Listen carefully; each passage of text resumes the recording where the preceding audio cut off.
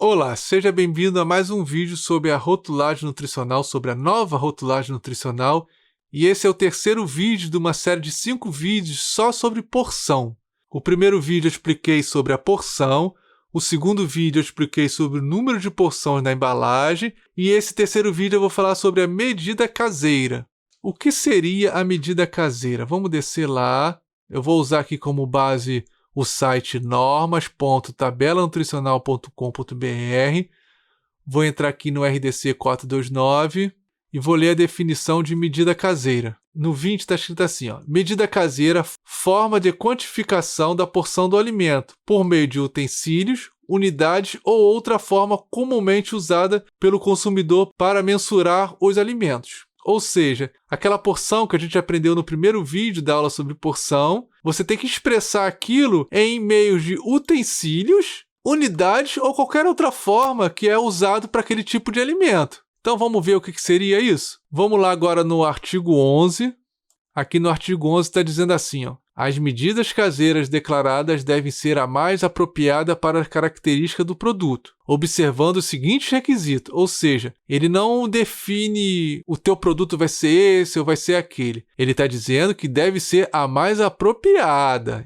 Então você vai definir qual é a mais apropriada para o teu produto, depois a gente vai ver as opções. Sendo que, quando forem empregados utensílios, devem ser utilizados os utensílios dosadores, disponibilizados no alimento. Ou seja, vamos supor que você vende um shake, algum pó, que você tem que usar uma colher daquele que você tem a medida no seu produto e você precisa dar uma colherzinha daquela no seu produto. Então, a tua medida caseira tem que ser baseada na colherzinha que vai dentro desse teu produto. Ou os utensílios domésticos e suas capacidades definidas no anexo 7 da instrução normativa. Ou seja, se você vir aqui nesse anexo 7, ele vai dizer aqui, os utensílios que você pode usar. Xícara de chá, copo, colher de sopa. Vamos supor que você vende um suco, então a medida vai ser copo. Se você vende uma bebida, um chá, e pode ser xícara de chá. Então são esses utensílios aqui que se usa. Porém, vamos voltar lá. Tem aqui no 3, nos demais casos devem ser empregados unidades, fatias, pedaço, fração, rodelas e outras formas similares. E, para expressar quantidades não inteiras de medida caseira, deve ser usada as frações irredutíveis correspondentes. Depois eu vou falar mais sobre essa fração irredutível, ou seja, você pode usar fração. Quando a medida não for um número inteiro, você pode usar a fração. Vamos no anexo 5, que a gente viu no primeiro vídeo sobre porção, que ele tem lá as sugestões de medida caseira para o seu produto. Deixa eu subir aqui, anexo 5. Tamanho das porções dos alimentos para fim de declaração de rotulagem nutricional. Aqui, ele tem essa coluna aqui, medidas caseiras sugeridas. Eu sou obrigado a usar essas medidas caseiras? Não, não é obrigado. Porém, eu recomendo que siga esse exemplo aqui, para evitar problemas futuros, porque é sugerido. Então, aqui tem o produto, a porção, que a gente já viu no vídeo anterior, e a sua medida caseira. Então, vamos exemplificar como vai ser feito isso? Aqui, vou aqui abrir a minha receita de bolo simples. E tá lá, o meu bolo. Vamos achar lá o bolo. Ctrl F, bolo. Bolo, todos os tipos sem recheio. 60 gramas, eu já botei lá 60 gramas no vídeo anterior. E aqui, fatia ou fração. Eu defini botar fatia. Então, uma fatia do meu bolo é 60 gramas. Então, eu venho aqui editar e botei aqui, medida caseira, uma fatia. Você tem várias opções aqui de utensílio, unidade. Você escolhe o que melhor se adaptar ao seu produto. E a quantidade aqui. Então ele vai ficar lá a porção e a medida caseira. Praticamente não muda nada da norma anterior. Vamos voltar lá nas normas. Vamos aqui no perguntas e respostas da Anvisa. Vamos para a pergunta 79. A pergunta 79 é como determinar a medida caseira que deve ser declarada na tabela nutricional. Ele vai basicamente repetir tudo que eu já falei, mas tem umas observações aqui interessantes. Convém observar que no anexo 5 traz sugestão de medida caseira para diferentes tipos de alimento, ou seja, ele já bota aqui de novo que é sugestão. Você não é obrigado a seguir aquele nome. Eu aconselho que siga. Em último caso, você pode usar um nome diferente. Aí ele bota aqui fatias, unidade, fração, rodela. Contudo, outras medidas caseiras podem ser utilizadas, caso seja mais apropriado para as características do seu produto. Aí aqui ele explica como você vai chegar no cálculo da medida caseira. Para determinar a quantidade que deve ser informada na medida caseira, no caso de utensílios dosadores ou doméstico, é preciso dividir o tamanho da porção do alimento pela quantidade do alimento que cabe no utensílio utilizado. Vamos descer lá no N75 e no anexo 5. Vamos ver aqui, ó, tipo, arroz. O arroz, ele bota que é 50 gramas. Quantidade de xícara. Você vai pegar uma xícara dentro daquelas medidas que foi definida lá para a xícara. Você vai pesar o seu arroz. Se você pesar o seu arroz, né, e deu um peso de 50 gramas, você pode botar uma xícara. Mas vamos dizer que você pesou o seu arroz, botou lá na xícara e não deu 50 gramas. Deu 100 gramas. Aí basta fazer um cálculo muito simples. Você vai pegar a sua porção e vai dividir pelo peso que deu a sua xícara, que no caso vamos supor que deu 100. Então, deu meia, ou seja, meia xícara. Então, nesse caso aqui, se você pesou o teu arroz e deu lá 100 gramas, então a sua medida caseira vai ser meia xícara.